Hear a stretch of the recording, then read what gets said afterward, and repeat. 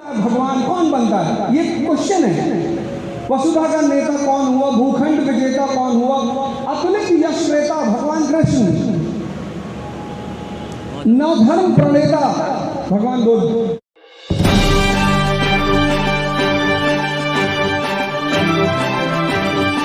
मन की शांति बाहर निकालेगा। वो शांति आएगी कहां से? ध्यान से। ध्यान मतलब कोई ऐसा नहीं कि हम ऐसे लेते हैं ध्यान, इस शब्द को हम ऐसा लेते हैं जैसे कोई बहुत बड़ा काम करना है। अच्छा, जिन चीजों में हमें पैसा मिलता है हम उसको कीमती मानते हैं, जहां पैसा नहीं है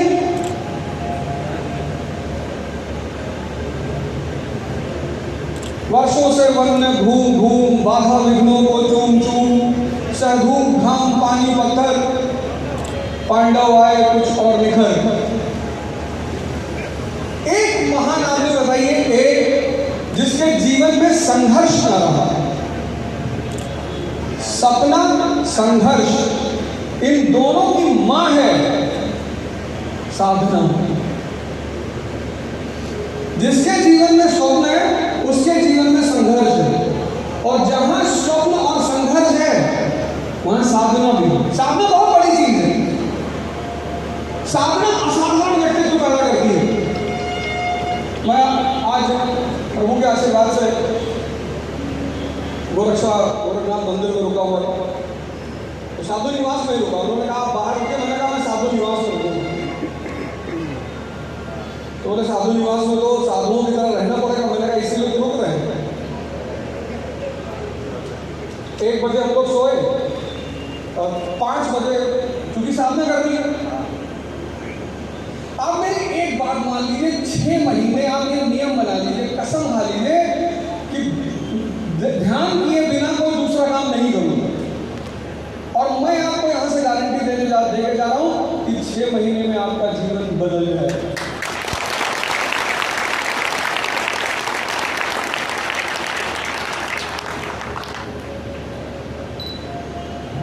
और ये लाइन अपने चुपका लीजिए सामने, वर्षों से वन में घूम घूम बात को चूम चूम। तो ध्यान से धैर्य पैदा होता है। धैर्य से समझ कि मैं चोर हूं, मैं कहानी सुनने नहीं आया हूं। बुढ़िया बुढ़ा कितना समझ है।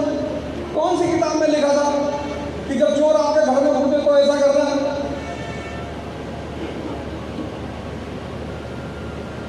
साधना इतना असाधारण व्यक्तित्व पैदा करती है, इतना। एक पहलवान जी कहीं शो दिखा रहे हैं, तो एक नींबू लिया, उन्होंने पूरा नींबू निचोड़ दिया। उनका वेट था करीब 500 केजी, तो पूरा नींबू उन्होंने निचोड़ दिया। और निचोड़ने के बाद उन्होंने नींबू को मेज पे रखा और कहा जो इस नींबू में से 2 बूंद और निकाल दे उसको 10,000 रुपया दूंगा। एक बहुत दुबला पतला आदमी उठा, भीड़ में से आया, उठाया, 5-6 बूंद निकाल दिया। पहलवान जी तो सन्नाटे में आ गए। बहुत दुबला पतला आदमी, 30-40 किलो का रहा होगा।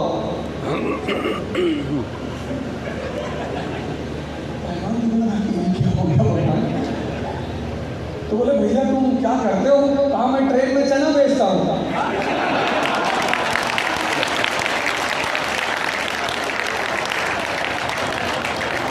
साधना, साधना, ये साधना का एग्जाम्पल है। ये ताली बजाना नहीं है, सीखना है, डेली करना है। डेली महाराज जी की फोटो लगाओ और उपस्थित हैं, कहीं नहीं गए भाई। मैं श्रीनगर में था 26 जनवरी को, बड़ी सारी कहानियां, मैं सबको सुना नहीं पाऊंगा। और ये माला मैं इसको बाहर आज डर की वजह से निकाला, मतलब मेरी हिम्मत नहीं पड़ रही थी वो मंच पे चल के कुछ बोलूं। बाकी मुझे बोलने में कोई दिक्कत नहीं, पूरी दुनिया में जाता हूँ, मुझे किसी की परवाह ही नहीं, पर महाराज जी के सामने कैसे बोलूं? तो 26 जनवरी का दिन था, सब लैंड वाइड, सब जमीन बंद, बर्फबारी में भी बहुत लगी। तो एयरपोर्ट पहुंचा, वहां बहुत भीड़। बोले भाई साहब अगले 12 दिन कोई जहाज नहीं। अब मैंने कहा हम पैदल चले, हमको भैया जाना है बहुत जरूरी। तो ये माला मेरी जो है, ये ऐसे इस शर्ट के बीच में जगह होती है, तो ये पोर्शन निकला हुआ। अब भगवान जाने कैसे निकला हुआ। तो काउंटर में जो लड़का था उसने कहा कोई सीट नहीं है। फिर वो बाहर निकला, हमने कहा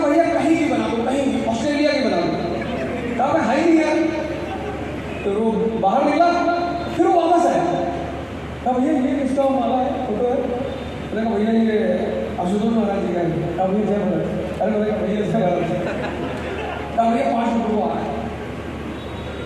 गया, कहाँ 2 चंडीगढ़ की टिकट बना, अरे बोले ऊपर बैठा तो सब तो बैठा तो हमने तो भेज तो बोले हमें जाना है।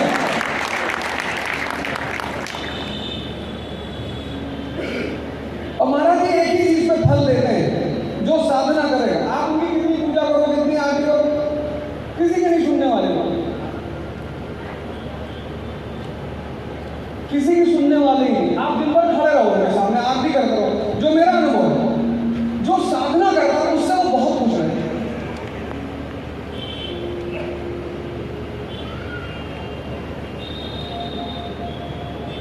और उनके लिए साधना अनिवार्य है। आप करिए, चाहे जब करिए, सोने से पहले करिए, रोने से पहले करिए, गाने से पहले करिए, आपको करना ही करना है। क्योंकि ध्यान करेंगे, धैर्य पैदा हो जाएगा। धैर्य से क्या पैदा हो जाएगी? समझ पैदा हो जाएगी। समझ से क्या पैदा हो जाएगा? साहस। समझ साहस को पैदा करती है, साहस। और ये किसी यूनिवर्सिटी में नहीं मिलती, किसी कॉलेज में, किसी डिग्री कॉलेज में, किसी स्कूल में। या तो आपके पास है या नहीं है, और नहीं है। इसलिए तो इस देश में संतों की, गुरुओं की कितनी कीमत है। पूरा पश्चिम इसके पीछे पड़ा हुआ है कि भारत के संतों को किसी तरह बदनाम करो। क्योंकि उसको एक बात पता है कि अगर भारत का युवा ध्यान करने लगा तो हम शराब किसको बेचेंगे? क्योंकि युवा मतलब क्या? चुनौती। हम सब मिडिल क्लास से लोग हैं। आपके पापा भी 5 साल 10 साल बाद रिटायर होने वाले होंगे, और अगर एक भाई और 2 बहन आपके घर में होगी तो आपका मनोस्थिति आप ही जानते होंगे। युवा मतलब चुनौती, चुनौती मतलब स्ट्रेस, तनाव। तो या तो फिर साइकोलॉजिस्ट के पास जाके गोली खाइए, वो बेहोशी की दवा देता है, और या फिर नशे की तरफ जाइए।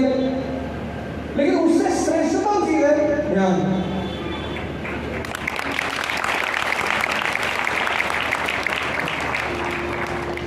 शिवाजी, हमारे आपकी तरह छत्रपति शिवाजी एक जमींदार के बेटे, शाह जी के, और उस समय मुगल साम्राज्य यानी आज का यूनाइटेड स्टेट्स ऑफ अमेरिका। लेकिन पीछे कौन खड़ा है? गुरु रामदास। ध्यान, धैर्य है, समझ है, और जहां धैर्य और समझ है वहां साहस खुद ब खुद है। लानी नहीं पड़ेगी। जहां भी समझ है,